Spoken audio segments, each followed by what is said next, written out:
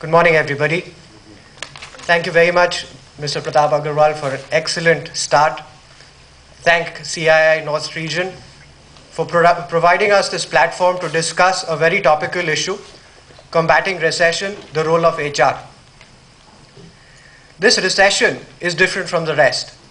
It's going to last longer and will go down in the books of history, of financial history, definitely. It's impacted businesses in terms of cost. It's impacted people in terms of cost and in terms of emotions. So, the question which comes up is it going to get any different for HR? I wouldn't say different. It's going to actually provide HR with an opportunity to do things which are well beyond their capacity. I take an analogy from a captain who's fighting on the Siachen border. That's the situation that HR is in right now. A captain of the Indian Army needs to motivate his people to fight despite all the odds present there, despite lack of resources. And he has to motivate his people to go there and deliver and fight the enemy. And that's what HR needs to do. So therefore, HR needs to take a leadership position and take charge and motivate its people despite all the odds. Having said that, we're going to start off on a positive note to recession. While Kingfisher in the air is bleeding, Kingfisher in the bottle is rocking. These days, during times of recession, people hit the bars.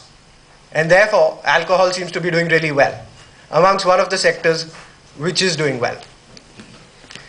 I met somebody recently, happened to be a head of HR, and he said, Arjun, recession's really good for us. And I looked at him in a puzzled way and I said, recession's good for you? He says, yeah. He says, these days, we have lower attrition, I have fewer people complaining, I have higher job satisfaction levels, and I can corroborate that. We did a survey across India, across 4 regions, and almost 1,500 people participated in that, and we were amazed at the levels of job satisfaction which people expressed. They were happy that they had a job. Now, what if HR didn't do things in a correct manner? What is the cost of not following the values of the organization? What is the cost of not institutionalizing the processes that one should have laid down before getting into a growth phase as far as the organization is concerned? What's the cost of not hiring people with the right set of values? The cost, ladies and gentlemen, is an organization such as Satyam. And Satyam is just one such example. A collection of many Satyams put together is a recession. So, I've told you what you're not supposed to do. Let's look at what is HR supposed to do. This is typically what a job description of a head of HR or head of HRD's role would look like. It would constitute of basically 3 facets, which can be divided into strategic, tactical, and operational. But if I was to ask somebody, what is the role of HR? The role of HR is actually unleashing potential in people, but ethically. I think we seem to forget the last bit, the ethically bit. And therefore, we forget to put in a lot of systems and processes into place, which should have been there. So, over the next 5-10 minutes, what I'm going to do is take you through what organizations across the globe are doing in strategic things, in operational things, and in tactical things. One point I would like to touch on, and that's towards the end, which says attitude and commitment. I've met a lot of organizations across the world, and it was very discomforting to see that you have a very lackadaisical approach to HR. You staff HR with not necessarily the best of resources, and then you expect the best from them. There isn't commitment on HR projects because business always takes precedent. You don't set your processes in place before starting out on an exercise and then expect results overnight. So first and foremost, I think we need to change that. We need to have an attitude where we're going to respect HR and say that's equally important for the organization to succeed. We hear all the time, people are our greatest assets. But what are you doing in terms of contributing as far as resources are concerned there? So it's very important we put the right resources there.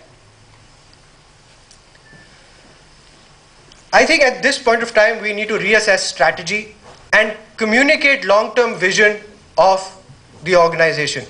As Mr. Agarwal very rightly said, look at the long-term vision of the organization, communicate that what we are going to do 2 to 3 years from now.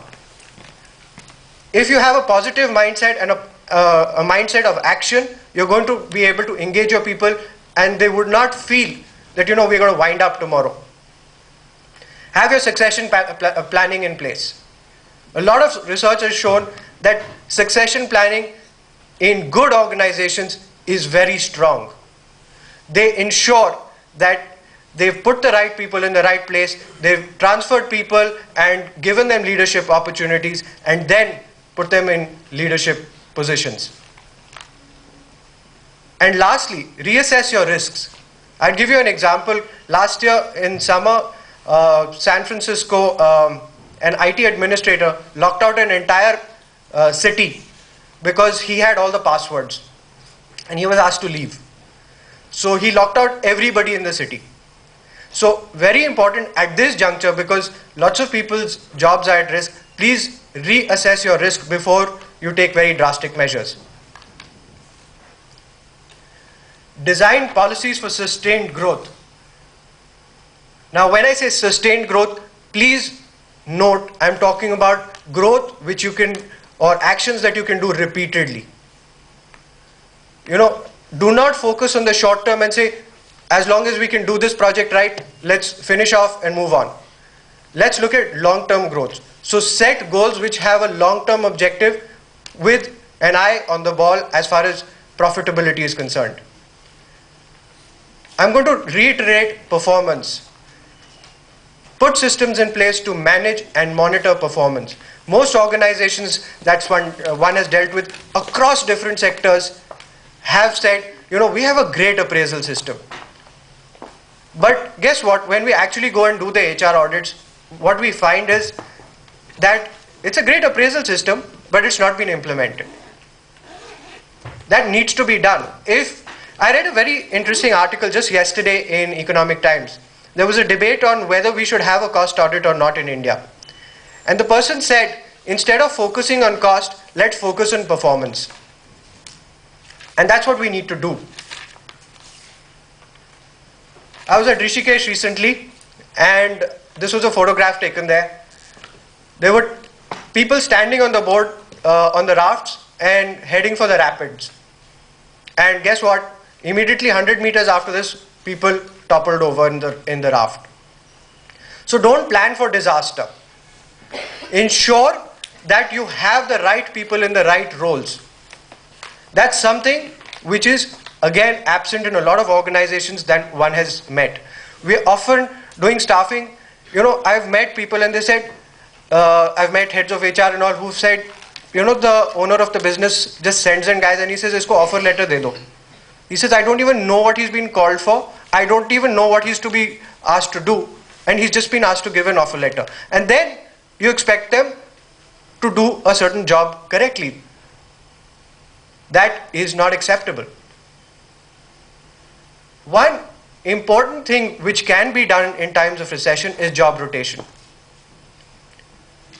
You're going to have people being moved out of their roles. Therefore, it will create opportunity